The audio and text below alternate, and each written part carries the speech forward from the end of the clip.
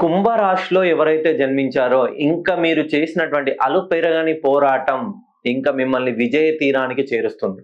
So ఈ December 28లో 28 తర్వాత రాబోయే 2026 ఖచ్చితంగా మీ జీవితాన్ని మలుపు తిప్పబోతుంది. కుంభరాశిలో ఎవరైతే జన్మించారో సో ధనిష్ట 3, 4 పాదాలు, శతభిష 4 పాదాలు, పూర్వభద్ర 1, 2, 3 పాదాల్లో జన్మించిన వాళ్ళు, మెయిన్ గా ఎస్ అనే అక్షరంతో పేరు పెట్టుకున్న వాళ్ళు మీ జీవితంలో ఇప్పటి వరకు మీరు చూసినటువంటి మీరు తిన్నటువంటి చిట్లు తివాట్లు అన్ని హేళనలు కష్టాలు సమస్యలు నష్టాలు ఏ పని ప్రారంభించినా ఎప్పుడు మీ ఇంట్లో వాళ్ళతోటి బయట వాళ్ళతోటి ఇరుగు పొరుగు వాళ్ళతోటి ఎప్పుడు సమస్యలు సమస్యలు సమస్యలు. సో ఎస్ అంటేనే ప్రాబ్లం అంటేనే ఎస్ అన్నట్టుగా ఉందా?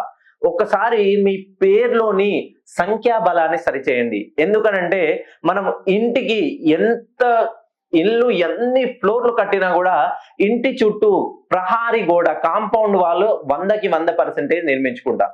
ఒకసారి మీ పేరును కూడా కరెక్ట్ సరి అయినటువంటి 180 డిగ్రీసా, 90 డిగ్రీసా, 270 డిగ్రీసా, 360 డిగ్రీసా మీ పేరును బట్టి, మీ డేట్ ఆఫ్ బర్త్ ను బట్టి, మీ రాశి లగ్న నక్షత్రాన్ని బట్టి మీ జాతక కుండల్ని చేసి ఖచ్చితంగా మీ పేరులో ఉన్నటువంటి దోషాన్ని సవరించి మనం ఎంత మంచి ఇల్లు కట్టుకున్నా దానికి వాస్తు దోషం పోవాలంటే ఇంటి చుట్టూ కాంపౌండ్ నిర్మించుకోవడం కానీ ఏదైనా ఒక చిన్న సెట్ చేయడం కానీ చేస్తేనే అద్భుతంగా మనం ఏ పని ప్రారంభించినా దానిలో ఎటువంటి ఆటంకాలు ఉండవు.